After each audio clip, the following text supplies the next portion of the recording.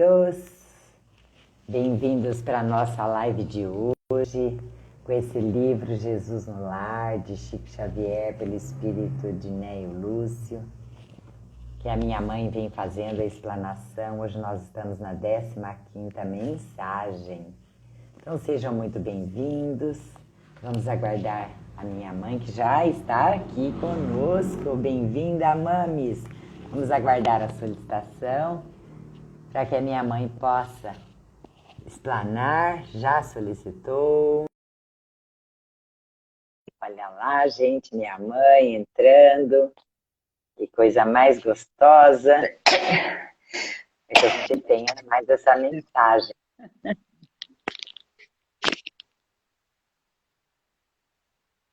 Bem-vinda.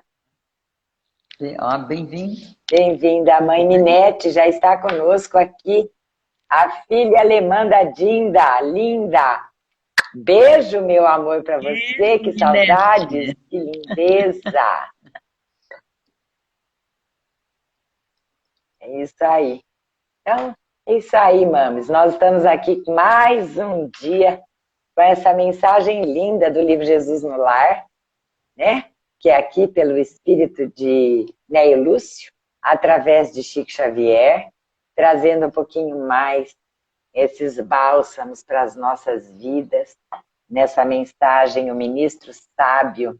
Então, que todos que estão conosco agora, aqueles que assistirão depois, possam receber com muito amor no coração, com o espírito da permissão, da abertura, para que a gente realmente introduza em nossas vidas essas passagens, esses ensinamentos, e que algo magnífico possa permear as nossas esperanças, as nossas almas a caminho, enquanto a gente vai crescendo e se desenvolvendo como espírito imortal. Então, mãe, mais uma vez, muito obrigada pela sua disponibilidade, disposição, né, que a senhora tanto contribui com as nossas vidas. Então, que mais portas se abram dos lares para que a gente possa entrar nessas lives lindas e mais corações. Então, que assim seja, que a senhora esteja envolvida em muita luz sempre, e a senhora está com a palavra. Muito bom. Então, boa tarde, né, para todos aqueles que estão nos ouvindo. E vamos fazer, assim, uma conexão com o alto, para que os ensinamentos de Jesus fiquem calados em nossos corações, colocando esse ensinamento no nosso coração, para que a gente tome atitudes corretas, pelo menos atitudes mais sadias. Então, vamos hoje falar sobre a 15ª lição, o ministro sábio. Então, um dos apóstolos de Jesus, Mateus, apresentava, assim, com muito respeito, a missão daqueles que dirigiam a massa popular, definindo os deveres dos administradores e a dificuldade dos servos. Então, essa conversação estava animada, porque ela seguia noite adentro. E quando Jesus percebeu que os apóstolos, que aqueles seus seguidores que estavam ali presentes, que eram seus aprendizes, aguardavam, assim, essa narrativa de Jesus. Então, eles aguardavam a palavra de Jesus, porque eles tinham certeza que estava surgindo uma nova aprendizagem. E nós também vamos sentir isso. A história de Jesus nos traz muito, muito que aprender. Então, Jesus começa. Havia um reino governado por um soberano. Porém, surgiu certa vez entre os súditos que faziam parte de uma relação próxima a este soberano, a este rei, um grande partido adversário dele. Pouco a pouco, no seio de certas famílias revoltadas, cresceu um espírito de rebeldia.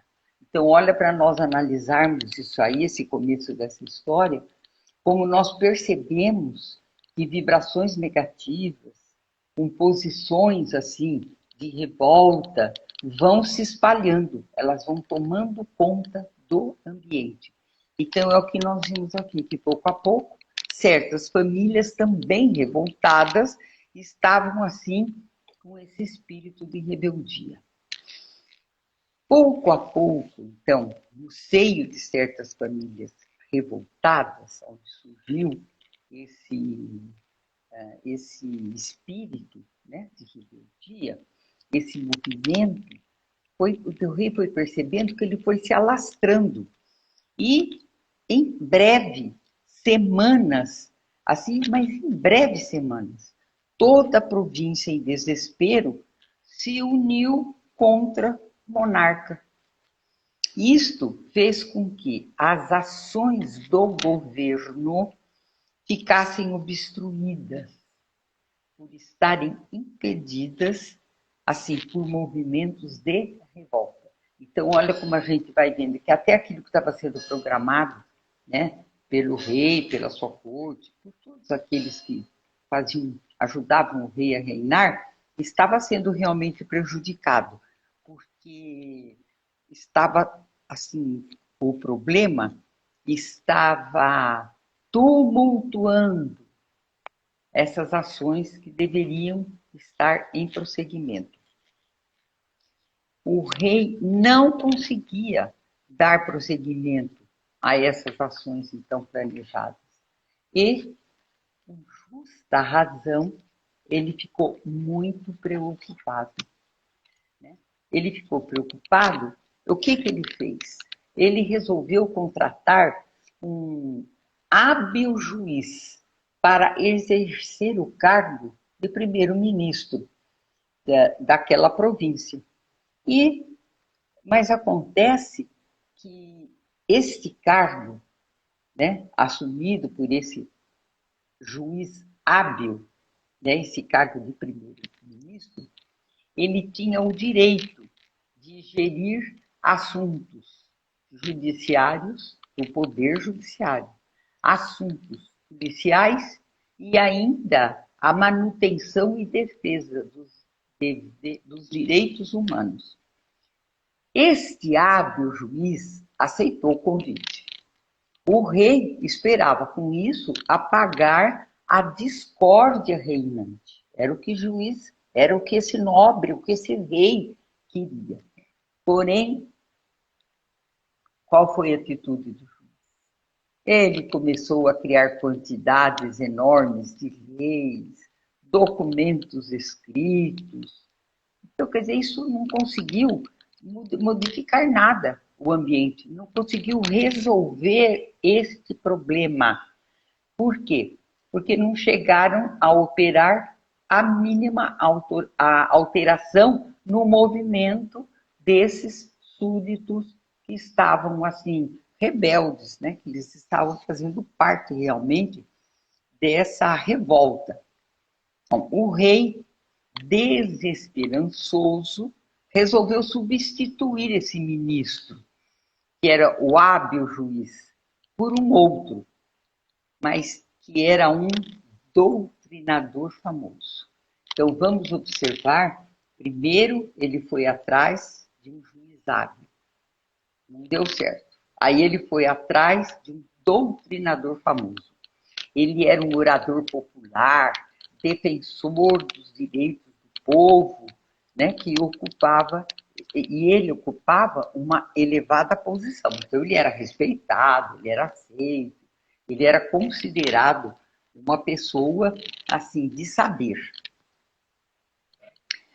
Mas acontece que esse tribuno se pôs a discursar fervorosamente sobre vários assuntos, sobre assuntos assim surpreendentes, porém nada disso fez com que a perturbação reinante se modificasse. Então vejam bem, o primeiro ficou ligado a leis e a papéis, O segundo ficou na palavra, falando discursos, coisas bonitas, coisas que deviam ser seguidas, mas que não conseguiu modificar a perturbação do ambiente. Os inimigos internos, que são aqueles que estavam próximos do rei, né, e que eram adversários dele, continuaram a abalar, a destruir a autoridade, a importância do monarca. E o que fez o rei, então? Lógico que ele começou a perceber que não estava dando resultado. Então ele tentou outro juiz. E ele foi pedir socorro, então, para um sacerdote que ocupava um nobre posto. Este sacerdote, logo que foi anunciado a tomar posse como primeiro-ministro, né, para exercer suas funções, ele amaldiçoou os elementos contrários ao rei. O que aconteceu? Ele só piorou os problemas. Então, piorando os problemas, o rei ficou muito desiludido e viu que já 3 ministros tinham sido chamados, né? E 2 ministros, né? O ministro primeiro, que era um juiz, o segundo, que era esse, assim, falante, né? Aquele que falava, aquele que tinha o dom da fala. Então não tinha jeito, não deu certo, ele conseguiu piorar o problema.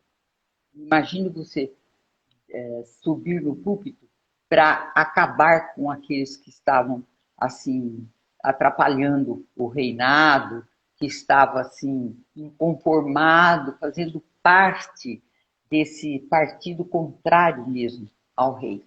Então, já tão desiludido, ele falou: vou procurar um médico para ocupar a direção dos negócios gerais. Então, já era o terceiro ministro, né? Nomeando, então, esse médico ministro. Mas o que aconteceu? Quando esse novo ministro, que era esse médico, né, médico famoso, médico de posição, ele se viu nas honras públicas, ele fazia parte já daquilo, para conquistar o rei, ele quis agradá-lo, pois ele gostou do cargo que ele estava ocupando, né, sentindo importante, falou: eu vou agradar o rei para que eu permaneça aqui. Mas o que ele fez na realidade, ele afirmou que o partido adversário era, olha, formado por doentes mentais. E ele fez dessa afirmação, nossa, um alarde. Ele fez, assim, uma propaganda inútil, né? Uma propaganda ruidosa para chegar a todos os cantos. E ela conseguiu, com tudo isso, o que conseguiu? Aumentar a indisciplina daqueles que estavam revoltados, tornando mais audaciosa. E a revolta também ficou mais assim atuante, ficou mais desesperada. O soberano, percebendo então que o trono estava em perigo, ele começou a perceber. Já era o terceiro que ele colocava como ministro, as coisas estavam piorando, piorando. Ele substituiu o médico por, assim, por um cérebro general. Ele vai impor a ordem aqui, né? Então, esse cérebro general foi feito ministro. E ele tomou decisões enérgicas, né, por achá-las adequadas às circunstâncias. E olha que atitude ele tomou. Ele foi assim, numa província nesta província, onde havia regiões que havia assim, pessoas fiéis ao rei. E ele chamou essas pessoas e arregimentou para as Forças Armadas. mobilizando contra os irmãos rebeldes, contra aqueles irmãos insubmissos. E o que será que ele conseguiu com isso? Ele conseguiu uma guerra civil, porque ele colocou irmãos contra irmãos, os que eram a favor do rei, os que eram contra o rei. E, logicamente, a guerra civil é uma coisa assim muito triste, porque é irmão brigando contra irmão, do mesmo reino, da mesma província. Então, como era de se esperar, foram acontecendo as mortes. Mortes foram assim sucedendo, ceifando muitas vidas. Até o ministro, esse general célebre, também tão temido lidador, perdeu também a vida durante essa guerra civil, durante esse combate. Então, diante desses fatos, o que o rei, de alma abalada, ele foi convidar um sábio. Quem sabe isso dá certo. Convidou um sábio para ocupar o cargo de ministro, porque esse cargo estava vazio. O novo ministro, que era esse sábio, chegando para ocupar o cargo, ele dirigiu-se à administração. Olha que atitude já.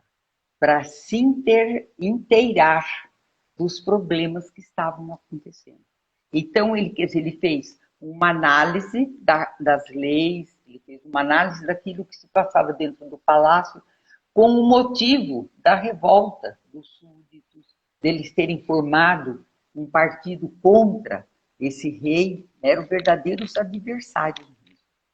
E ele, então, depois de se inteirar desses problemas, ele pôs-se assim, a meditar e a ponderar, né, por algum tempo, e chegou a uma conclusão, que novas atividades deveriam ser assim tomadas. Então ele achou que tudo aquilo que tinha sido feito não tinha dado resultado, né?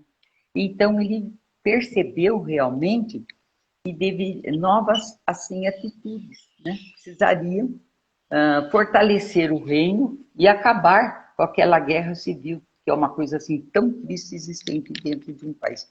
Toda a guerra é triste, mas a guerra civil é inconcebível. Nem os próprios irmãos se aceitam, né? Então ele criou, o que ele fez? Ele criou condições para o trabalho. Então, olha bem, com tudo aquilo que os outros tinham feito, ele não criou novas leis, ele não, assim, pronunciou discursos, ele não fez nenhuma acusação, ele, assim, essa acusação censurando os amotinados, ele não fez nada disso, nem ridicularizou os insurretos, né? Nem fez isso, nem zombou deles, ridicularizando-os, né? Ele não estimulou qualquer cultura de vingança. Então, ele não fomentou qualquer tipo de revolta. Olha que colocação diferente que ele fez. Então, bom, tomando conhecimento disso tudo, sabendo o que ele não deveria fazer, ele começou, então, a dirigir a essa região conflagrada, né, amotinada, que se achava em guerra civil, e começou a observar as necessidades do povo e da região toda. Então, ele começou realmente a estudar aquilo que ele precisaria colocar para melhorar. Então, ele percebeu que poderia ser feito para melhorar as condições de vida dos habitantes, né, que eram muitas dificuldades, né? Ele falou, tanta gente sem teto, o que eu preciso para começar a fazer? Ele começou o seu trabalho erigindo casas, né? Como as pessoas também eram ignorantes, sem trabalho, ele começou a criar oficinas, ensinando um meio de trabalhar. Ainda, ele improvisou escolas. Quer dizer, não dava para montar prédios escolares, mas ele começou a improvisar com aquilo que ele tinha. Ele começou a colocar as pessoas em bancos de escola para aprenderem. E abriu estradas, facilitando, então, a locomoção dos habitantes desta província. Então, ele mostrou trabalho, lutando com valioso espírito de compreensão e de fraternidade. Olha lá os ensinamentos de Jesus. Né? Então, ele deu exemplo de luta para o bem de todos. Então, ele não fez diferença para aqueles que eram os mais ricos, que eram os mais pobres. Ele foi lá para ajudar a resolver o problema da região, acudindo àquilo que precisavam. E diante dessas tomadas, então, tão corretas, né? O que ele fez? Ele, na realidade, ele ficou assim bem claro, né? Bem claro para todos que eles precisavam combater a preguiça e a ignorância. Então, olha que coisa importante. Quer dizer, a preguiça, porque ele deu o exemplo do trabalho. A ignorância, ele treinou em oficinas as pessoas e abriu escolas. Então, e deu condições para que eles transitassem, né? Para que eles fossem, assim, conseguissem ir nos lugares onde eles receberiam alguma instrução. Então, como consequência dessas corretas atitudes tomadas e postas em prática, então, olha lá nas outras lições, não é só saber, pensar, organizar. Ele pôs a mão na massa. Então, ele deu o exemplo do trabalho. Né? E, com tudo isso, ocorreu o desaparecimento de todas as discórdias do reino. Foi desaparecendo, por quê? Quem trabalha não tem tempo de fazer confusão, né? E quem aprende é mais fácil compreender. E seguir um bom exemplo, porque está à vista. A pessoa está fazendo, todo mundo está vendo, se sente até na obrigação de estender a mão também para ajudar. Então, com toda essa modificação, o governo, através destas ações do novo ministro, desse ministro que era o sábio, atendia e resolvia os problemas do povo. Então, ele ajudou o rei a resolver aquilo que o afligia. Então, olha a importância. Ele olhou com outros olhos, né? Com olhos de amor para aquele povo. Então, quando essas ações corretas e responsáveis são tomadas, quando ações do bem são praticadas, toda desconfiança desaparece. Toda dificuldade, toda indecisão, desses espíritos enfermiços, que são mesmo inconformados, desaparecem. Porque aquilo que eles se sentiam prejudicados, que eles estavam de acordo, começou a resolver, então eles resolveram, desapareceram aquelas atitudes de revolta contra o rei. E acontece que diante desta, olha, narração, né, dessa história de Jesus, feita assim por aquele Mateus, né, o apóstolo de Jesus, então ele percebeu que Mateus o contemplava extasiado. Por quê? Porque ele enxergou as ideias de bondade salvadora que Jesus estava passando para todos eles. E ele encarou isso com muita felicidade. Então, quantas vezes nós erramos porque nós não temos consciência daquilo que é melhor, né? E foi o que Mateus descobriu, né? Que ele ficou encantado com essas ideias de bondade que se mostraram salvadoras do reino. E Jesus, vendo então essa atitude de Mateus, ele respondeu, né? Assim, dando-lhe mesmo atenção, um luminoso sorriso, para concluir a história que ele havia contado. Então, agora eu vou ler as palavras de Jesus. Então, Jesus olhou para todos, né, e começou. O ódio pode atear muito incêndio de discórdia no mundo, mas nenhuma teoria de salvação será realmente valiosa sem o justo benefício aos espíritos que a maldade ou a rebelião desequilibraram. Para que o bem possa reinar entre os homens, há de ser uma realidade positiva no campo do mal, tanto quanto a luz há de surgir, pura e viva, a fim de expulsar as trevas. Olha que ensinamento, né? Nós vamos fazer um comentário sobre esse ensinamento, né, de Jesus. Então, ele deixou bem claro para nós, né, que o ódio, a revolta, não tem jeito, não é justificada de jeito nenhum. Então, diante destas palavras ditas, né, por Jesus, grandes ensinamentos, podemos notar que o ódio, que foi o começo da palavra dele, o ódio pode atear muito incêndio de discórdia. Então, nós vamos notar realmente que o ódio nos envolve em fluidos negativos, em fluidos malévolos, trazendo-nos desesperança, tristeza, dor, desequilíbrio, revolta, olha, assim, com consequências muito provocadoras, com consequências que provocam realmente a discórdia. E isso nós temos que levar para o campo geral.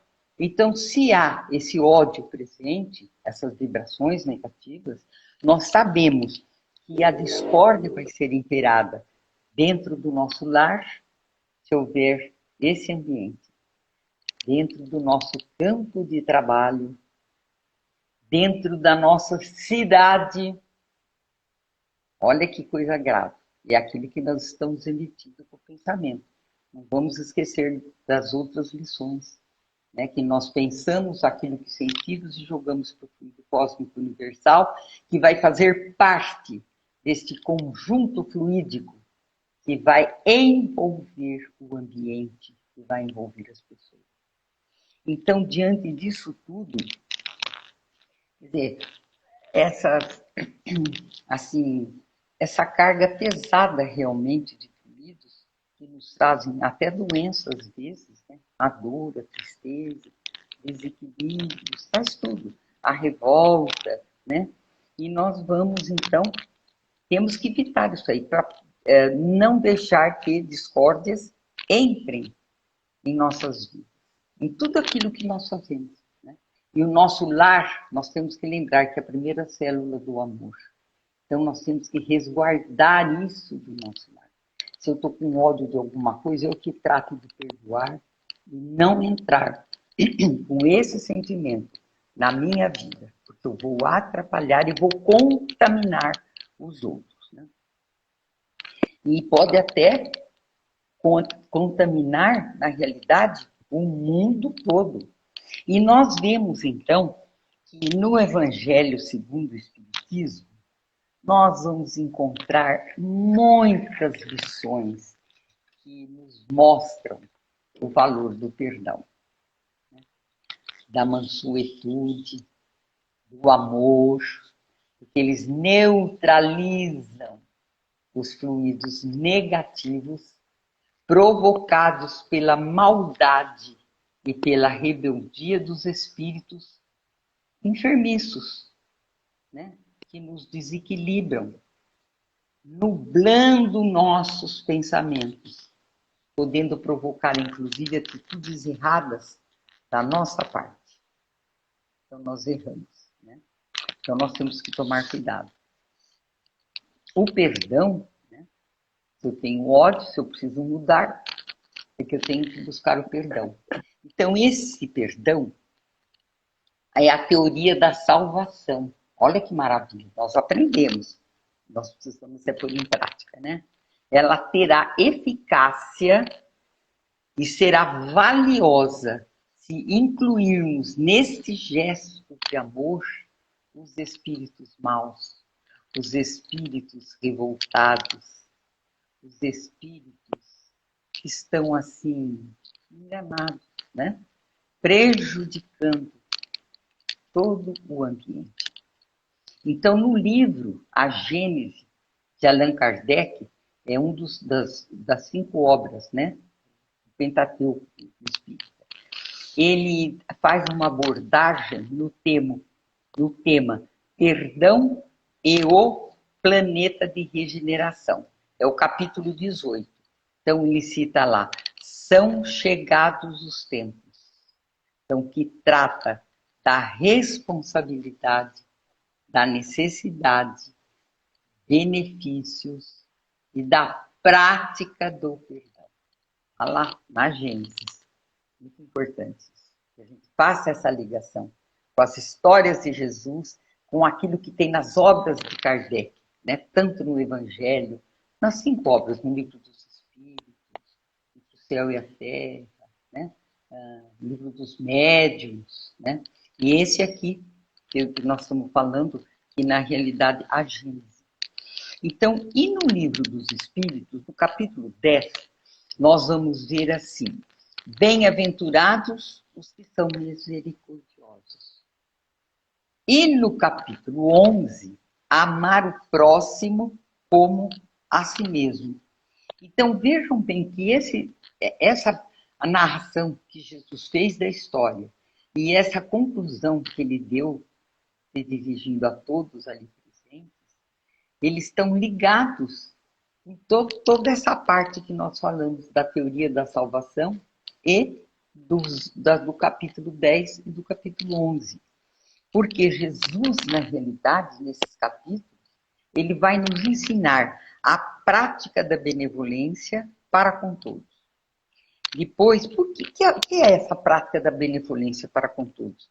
Ele aborda a misericórdia, a bondade, o bem a alguém. Então, fazer bem ao próximo. E ainda ele nos ensina a indulgência para com as imperfeições, porque ele nos explica que devemos olhar para o próximo, né, sem procurar as imperfeições dele. Né? E se nós, por acaso, estivermos vendo, nós devemos pelo menos ocultá-las. Não precisamos denegrir a imagem do outro. E ele ainda nos ensina o perdão das ofensas. Então, nós vamos aprendendo que mudando nossas atitudes, mudando os nossos pensamentos, colocando amor em nossos corações, nos tornando os guardiões dos nossos pensamentos, de nossas atitudes, nós vamos nos tornar pessoas melhores. É a consequência dessas atitudes ensinadas por Jesus. Então, este é o conceito de caridade ensinada pelo mestre dos mestres.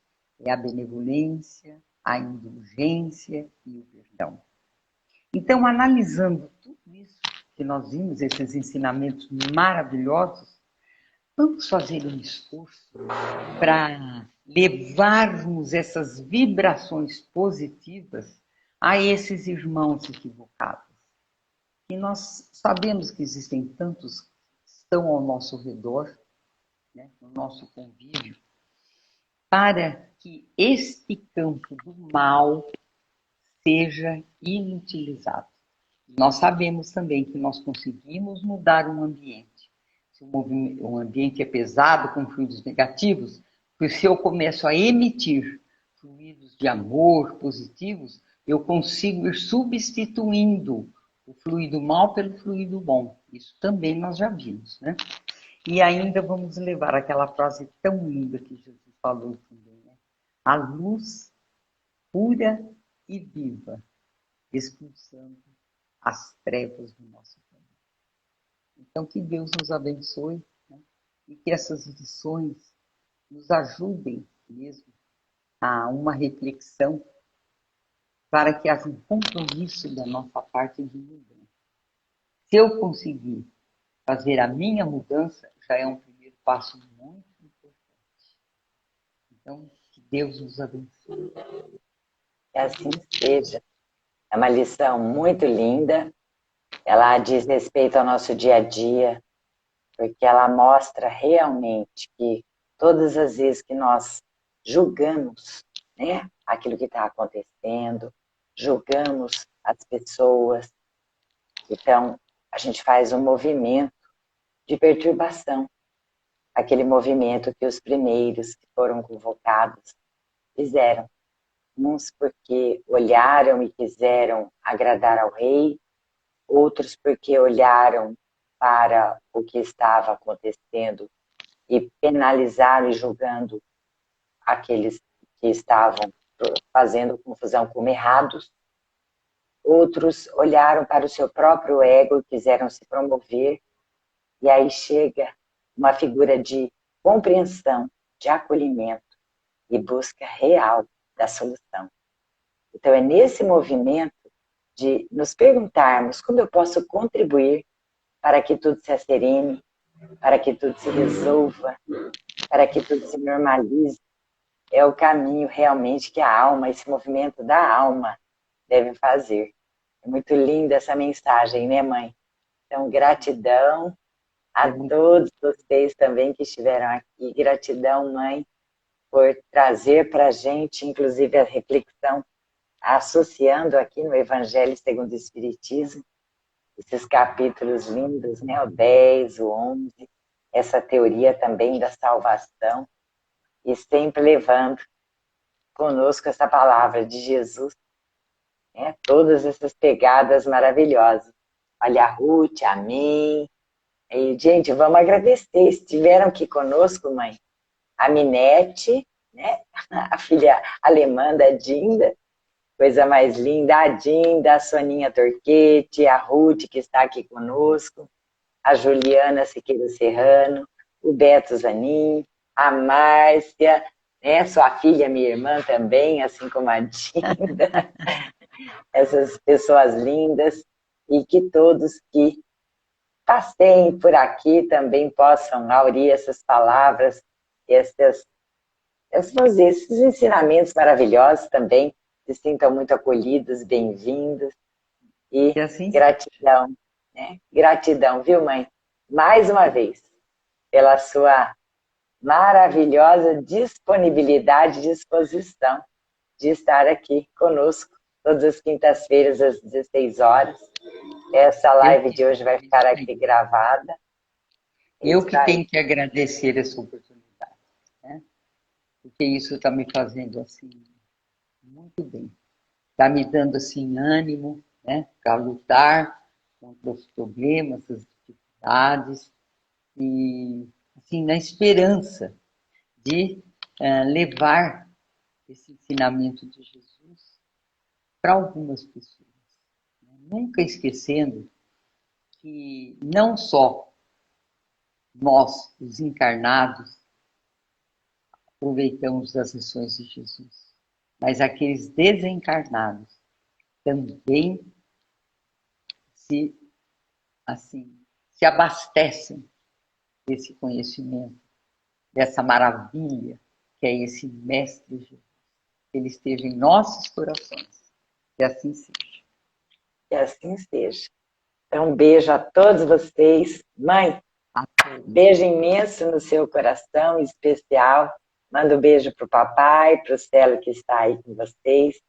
E, gente, até a nossa próxima live, na quinta-feira, às 16 horas. Que assim seja. Beijo imenso. Tchau. Tchau. Tchau. Para todos.